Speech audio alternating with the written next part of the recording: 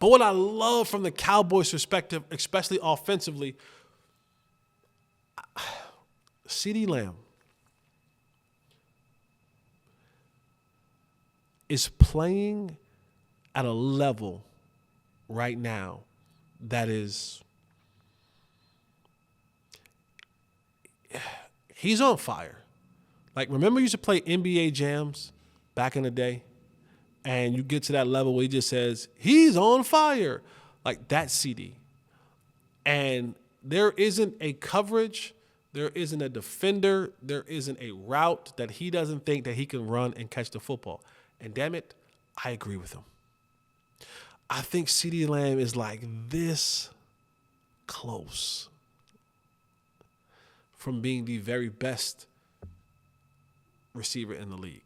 And I mean close. Tyreek Hill's still a problem. He's still a problem. That speed kind of sets him off and sets him apart just by a hair. But CeeDee is playing at such a high level right now, and it's fun to watch. And the one thing I know about receivers, as average as I was in my time in the league, the one thing I know is in the back of our mind, we've always remembered the ones that we cooked. Ooh, we remember the ones that we cooked. And sometimes when that matchup comes up again, boy, we lick our chops. And boy, did CeeDee cook their number one cornerback last year. Jaire, I'm going to say his name wrong because I'm in my head. Jaire Alexander, who I don't know what's going on with Jaire. Jaire's been bugging. If you don't know who Jaire Alexander is, Google him and Google Jaire Alexander Charlotte. Just Google that clip. Like, he is one of those dudes where he is a hell of a player. A little weird, a hell of a player. But CeeDee went for $150 last year. I think he went for 11 catches or 13 catches, 11, 12. He went for double-digit catches, $150. And the primary defender, was Jaire Alexander. So I don't know if this is what they're going to be, the game plan this week for the Packers to say, you know what, we're putting Alexander back on CeeDee Lamb again.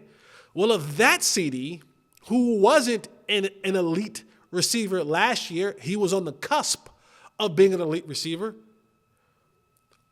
cooked you for $150. This CeeDee Lamb, who is an elite receiver, who is in a category right now with probably only one, maybe two other receivers in this league, who leads the league in receptions, who leads the league in targets, who leads the league in just, I think, 20-plus yard plays. I'm not saying that he won't give you $150, but he has the ability now to go for $200. And I know he's looking for that matchup again because as a receiver, you want that battle. You want to be able to say, okay, the regular season is where you make a name for yourself. The playoffs is where you create a legacy. And that's for everybody. It starts with the quarterback, right? Like it always starts with the quarterback.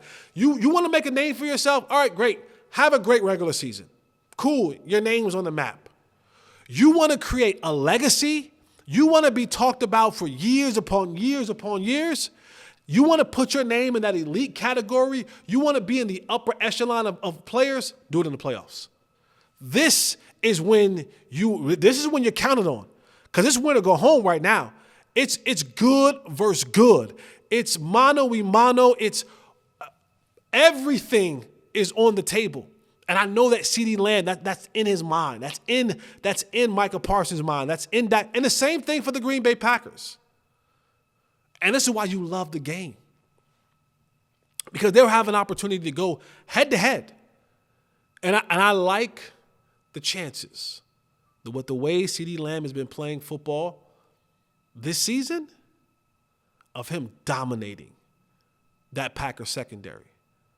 I really do. I really do feel like CeeDee is playing at a level where nobody can touch him. I mean, he's dealt with double teams. He's dealt with safety coverages. He's dealt with all of those things. I think he and Dak now have that They have that telepathy. They have that relationship where they know, like, yo, I gotta. He nice. He right. He ready to go. And so continue that on in this opportunity that they have against the Green Bay Packers, and it's gonna be a fun one.